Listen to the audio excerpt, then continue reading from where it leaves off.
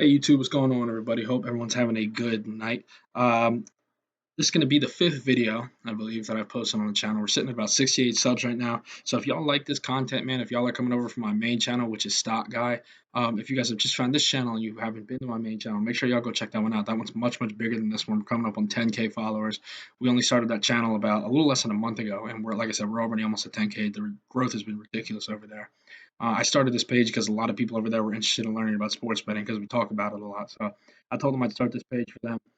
If you guys would like to join this family here, hit the sub button, come learn how to sports bet. If you want to learn about stocks, go follow that page, man. We live stream every day on that page over there. So, all right, so let's get to this video. So, how to make sports betting a second income? This is a question that a lot of people ask, especially when they're new to sports betting. They want to know, is it possible? And there's two answers to that.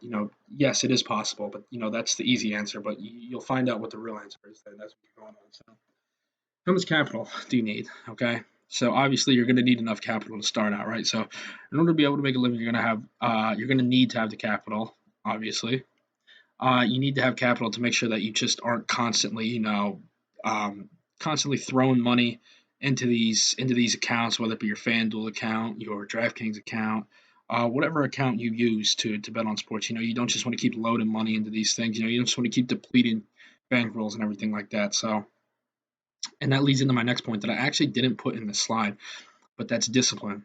Okay, that's discipline. You never want to chase your losses. Okay, so a lot of people, say their unit size is a $50 bet, right? They'll make a $50 bet, they'll lose. Then they'll make another $50 bet and they'll lose. And then that they start to feel a little bit of pressure, like, man, that's two games in a row. Let me bet $100 to try to break even.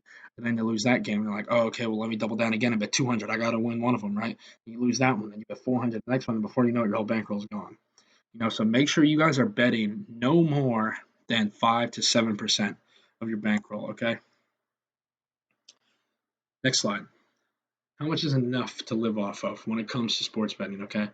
If you to make a full-time living off of sports betting, then you're going to need enough capital to start with. Obviously, like I stated earlier, you should never be risking more than 5 to 7% of your capital per bet. Now, what does that mean? That's say you have $1,000 bankroll, right? Say you have $1,000 bankroll. Um, one bet, well, 5% of that would be $50. All right, so you should not be risking more than 50%. Okay. Some people say 7%. If you really want to risk it, you can go up that high and you can make, bet 7% of it per game. It should also be based on your confidence too, like your confidence in the bet. Okay, so now to the amount of money that you would need to do this, right? So say you just want to go all in on sports betting. You're like, man, I'm getting good at this. I don't want to work. I just want to, I just want to bet on sports for a living, right? Okay, so say you have $10,000 in your bankroll, right? And say you have a really good month. Say you have a really good month of about 15%, right? That's only $1,500, guys, which is not nearly enough, for a monthly income. At least not to live comfortably. Maybe if you live by yourself and with nobody else with you, maybe, but I don't think so. I don't think that's enough. I mean, like I said, maybe if you live in like a one bedroom apartment and your rent's like a couple $100 a month, but that's just, that's not enough. That's not enough. So how much do you need exactly? I would say you need around $150,000 minimum to make a full time living off of this. Like quit your job, go in on sports betting and everything like that. So I mean, and chances are, if you have $150,000 just sitting around to bet with, you're probably not struggling financially. So I mean, but I would say that's the minimum. I would say that's the minimum. So I mean, yes, if you plan on getting in sports betting and quit your job, then to be honest, guys, you should drop the fantasy. Like keep your day job and use sports betting as a secondary income. You know what I mean? Everyone says you have multiple streams of income, right?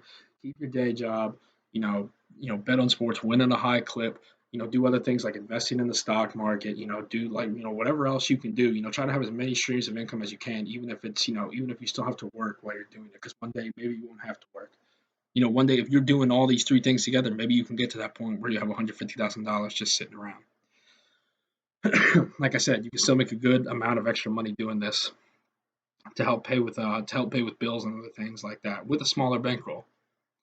What do I do personally with mine? So what I'll do is the money I win with my sports bets usually stay in my account for a good amount of time. I usually don't withdraw a lot of it. If I do, it'll be a monthly thing. Like I'll withdraw it at the end of the month if I had a big month, pretty much. Like if I'm up a decent percentage, I'll take it out and then to be honest with you, I just throw it usually right back into the stock market. I'm somebody who doesn't like having my money just sit and basically take up space. I don't believe in letting my money sit in a savings account where I make 1% a year, if that. So I like having my money work for me. I like putting my money in a lot of high growth stocks. They're a little bit riskier, but there's a lot of high growth potential there too. So that's why I grow my stock portfolios. So that's such a good clip. If you guys go over and check out my stock guy channel, you guys will see that over there. But yeah, so that's one thing I do, guys. It's like a compounding effect. You know what I mean? Like I deposit money into the sports betting account, win money over there, take that money out eventually, throw that money into the stock market, rinse and repeat. And that's how I'm setting myself up. You get what I'm saying here now? Like that's how you can put two and two together. But like I said, I'm not in sports betting to become rich or never have to work again. I just do it to build up my other portfolios, like I said.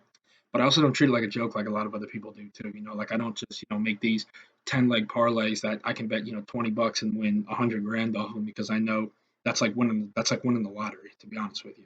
Yeah, like, and that's something you guys, I mean, there's nothing wrong with parlays, man, but it's just, that's, you got to be smart about it. And I have a slide about that coming up as well.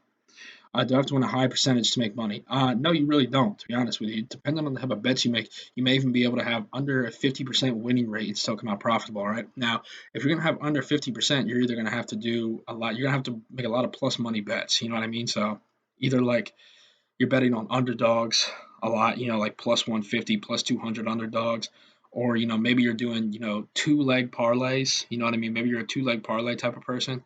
Obviously your win percentage is going to have to be, just because you win, what's it called? Say you win 70% of your picks, but if all you do is parlays, you know what I mean? Your win percentage is still probably only going to be about 40 to 42%. That's just a completely random guess. But as you guys know, on parlays, you got to win every single bet on the slip. You know what I mean? So you might go 1-1, 1-1, 1-1, 2-0. You at worst, you might go 1-1. Say you never go 0-2, right? I mean, you're going to lose those parlays even if you just have one loss. But that's why I usually say to stay away from parlays. But like I said, we'll get to that. But I mean, guys, 50%. That's only the pros aim for about 55. That's usually what they aim for. I mean, that's only half their bets, guys, which should tell you how hard it is to be profitable in sports betting. It's not to be taken lightly. If you're going to get into it, you got to learn how to do it because even the best of the best only win slightly over half of their bets. So it's a tough game, man. It's a tough game. So next slide. Okay, should I do parlays? Personally, when I do parlays, I usually never go over 3 legs. Usually, I have it go to about plus 400% max or plus 400 max. You know what I mean? So, I mean, that's a solid profit though, and you got to be wise with your percentages. I usually never risk more than 4% of my bankroll, right? So if you have $1,000 bankroll, that's $40, right? That's $40. I mean, I mean, guys, I say it all the time on my stock channel. I mean, that's plus, that's 400%. That's 400%. You know how long you would have to wait to 400% in stocks? You know what I mean? You'd have to wait a long time, or a stock would have to run like crazy, and it would be all over the news with 400%. So I mean, I get how it's enticing, man. Like I said, 400% your money in a matter of hours versus in the stock market, where it could take you years to 400%.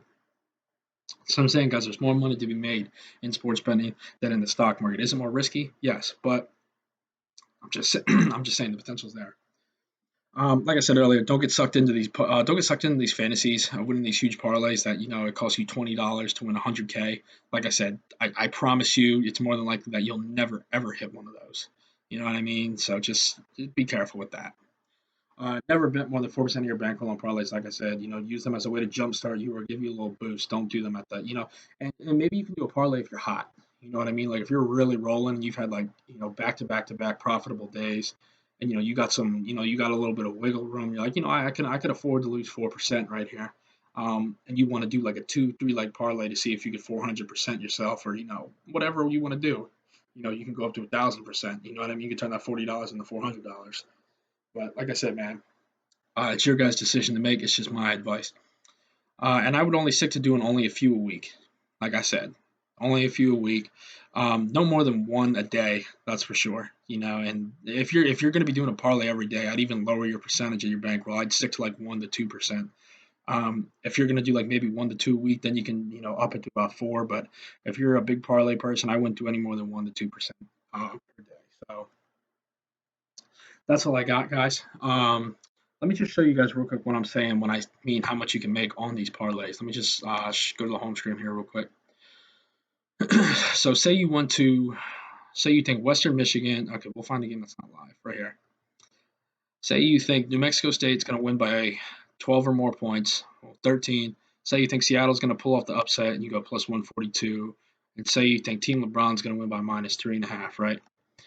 Plus 782, guys. That's 782%. So if you bet $100, that's a $782 win. You know what I mean? Like, where else are you going to, flip that kind of profit that quick? Like I said, that means all three of these got to hit. That means all three of these bets got to hit. But I'm just saying, guys, like the potential is crazy in sports betting. There's nowhere else in the world where you can make this type of money in this short of a time frame. So it's definitely something to look into. Don't let people say sports betting is for suckers. It's not. If you know what you're doing, you can make a ton of money doing this, man. And like I said, man, if you guys are interested in joining this movement, this community, make sure y'all hit the sub button over here. Like I said, we're sitting at 68 right now. We're going to try to get to 100. That's our next goal. If you guys want to learn about stocks, come over here and follow my stock guy account. Just go ahead right here. It says we're at 7.93, but we're really over 8,000 right now if you go onto the YouTube studio. We post here daily. We stream all the time over here. It's a lot of fun. Like I said, the growth on this page has been absolutely insane. So if y'all want to learn more about this, make sure y'all come over here and follow the main channel as well. But all right, boys and girls, that is where I'm going to cut it. I hope this video was informative. I tried to find a good way to explain this, just because I know a lot of people ask that question, like, oh, can I make a living off of sports betting? When can I make a living off sports betting? How much do I need? So I hope this was a good, description for you, and I hope it answered some of your questions that you have. But all right, ladies and gentlemen, I'm going to cut it there. Hope you have a good night, and peace out.